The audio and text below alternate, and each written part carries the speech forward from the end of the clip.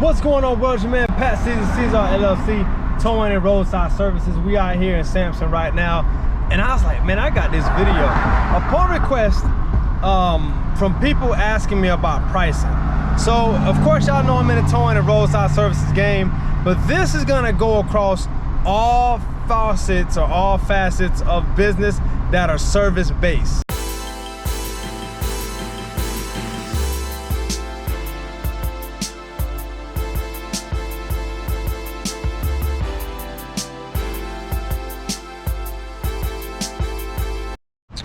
We're here, Samson, and this is what we got here. 3 ways not to price your services.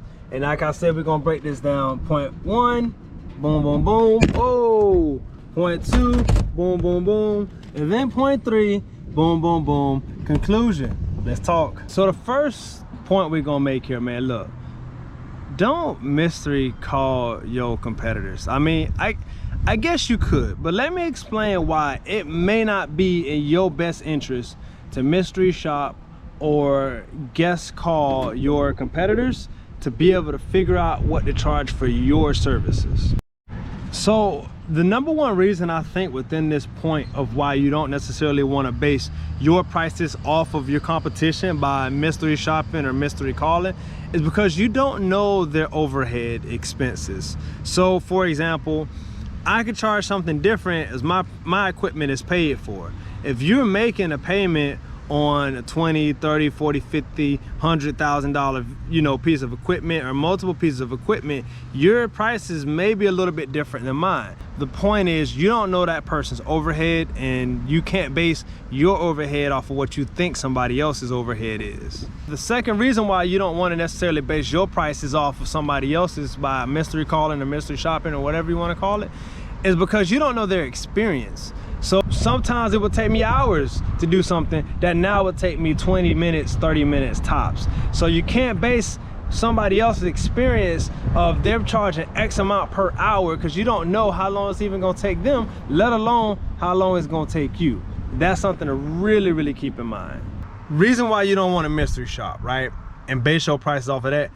You don't know who backs that person's business. This is gonna lead into the fourth, because I'm gonna give a bonus one in this particular section, but you don't know who backs that business. So when I say that, there's shops that I tow for, right? And I exclusively tow for these shops. So they don't call anybody else unless I say, yo, I cannot do it. Go ahead and call X, Y, and Z. They'll be my next person in line that I would call. You have no idea who is funding my business. So you can't base your business off of that. Money, let's take it. Or this is point number B, or point number 2, however you wanna look at it. You don't wanna fight to be the cheapest. My OG once told me that the people who are the cheapest are not expected to be the best, and the people who are the best are not expected to be the cheapest.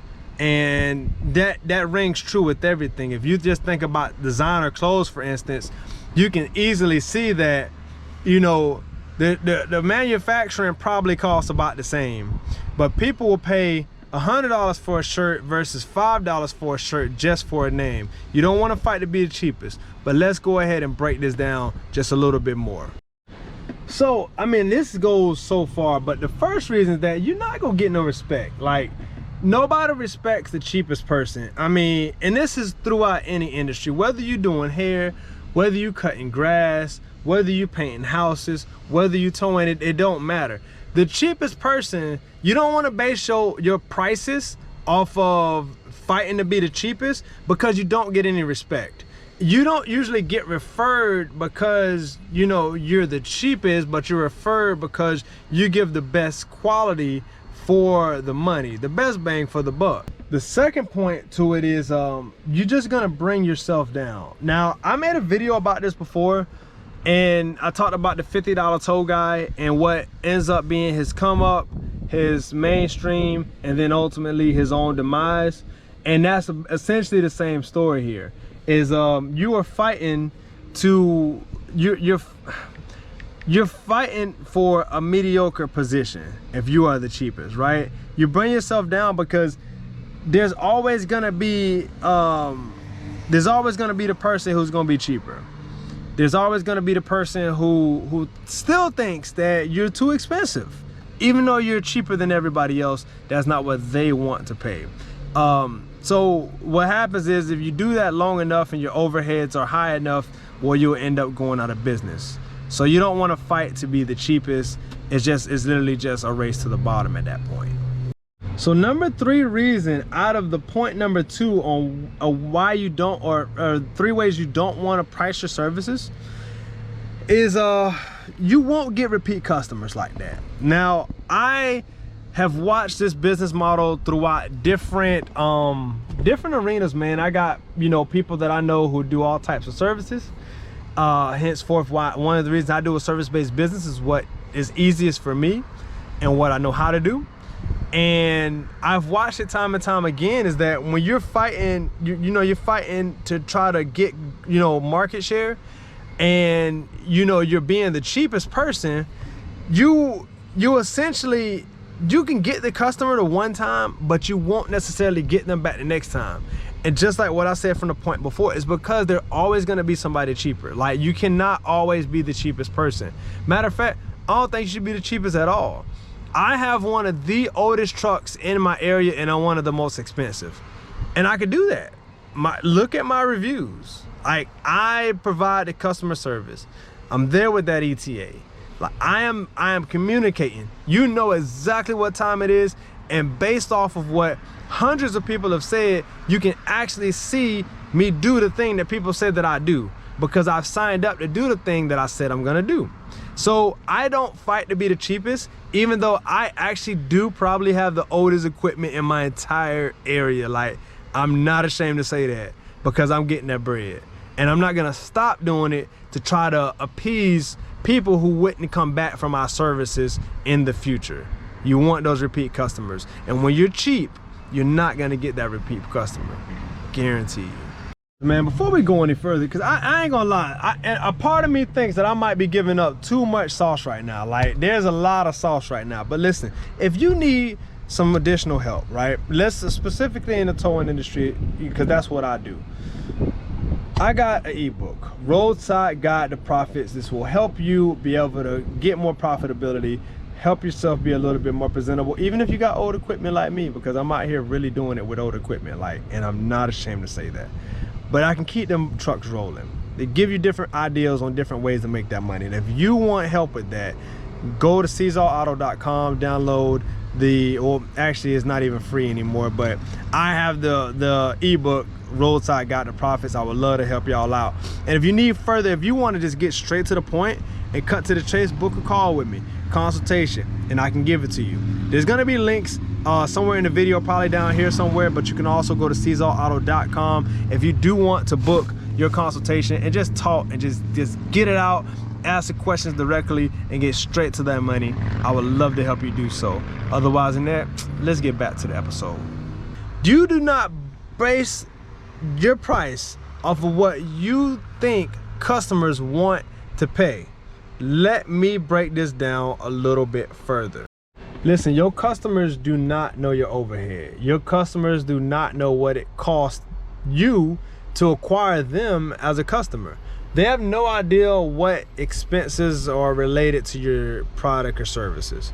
You do not base it off. Now, ultimately, I'm gonna be honest, ultimately the market will decide.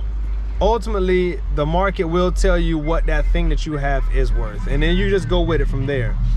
Up until that point though, you base it off of how much profit you're trying to make. How much does it cost you to get the customer? How much does it cost you to run your business? If you want to tow in, how much it costs you for fuel? How many tows can you get, you know, with this amount of tank? I mean, there's a list of things that you could break down to get how much it costs you to do business or to stay in business and to be profitable, and then you mark up to whatever you want, and then, you know, you can base it off of that.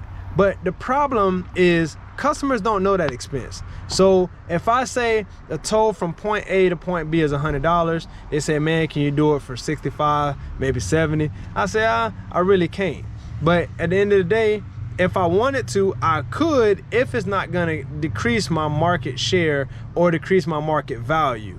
But just like with real estate, for instance, if you got two houses side by side and one is selling for $200,000, the other one's selling for $140,000. If they sell that one for $140,000, that automatically is going to depreciate your real estate, because the market is saying it's not worth what you're saying. If they're the same as that house, same as that area, identical, blah, blah, blah. So, but customers don't know this.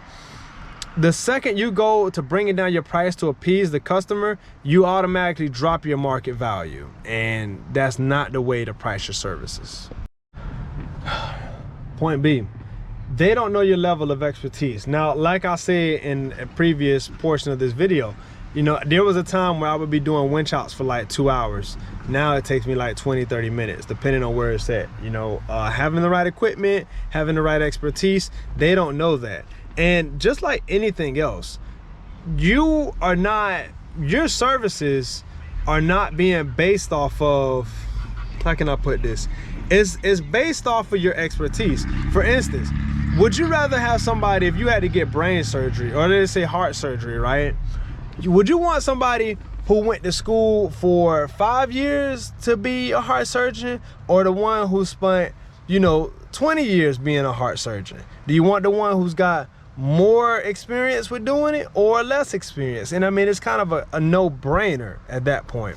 You don't base your services off of, you know, what you know, your customers don't understand that your services are based off of your level of expertise. The more you know, the more you can charge. And if you don't know, you don't know. But that's kind of the thing that kills you in the end. So don't base your services off of, or your prices on your services off of what your customers don't realize is your expertise, because that's essentially all that they're paying for.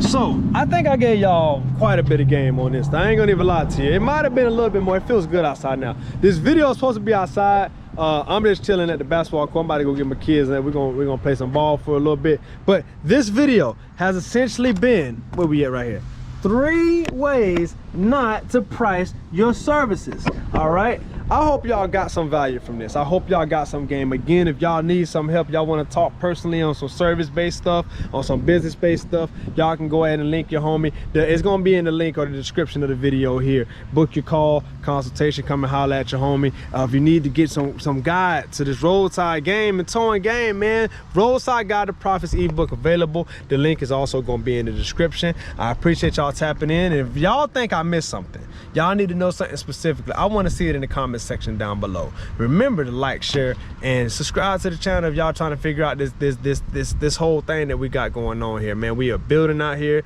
We're doing it. We're trying to bring people along with us, and we hope we're not only providing value, but also being, you know, todo mundo beneficio. So listen, with that being said, man, I appreciate y'all tapping in. I'm gonna get up out of here, go get back to my kids. Y'all know what it is. I appreciate y'all tapping in again, man. And yeah, I catch y'all on the next one. So until then, mi gente, be todo mundo beneficio siempre. Peace.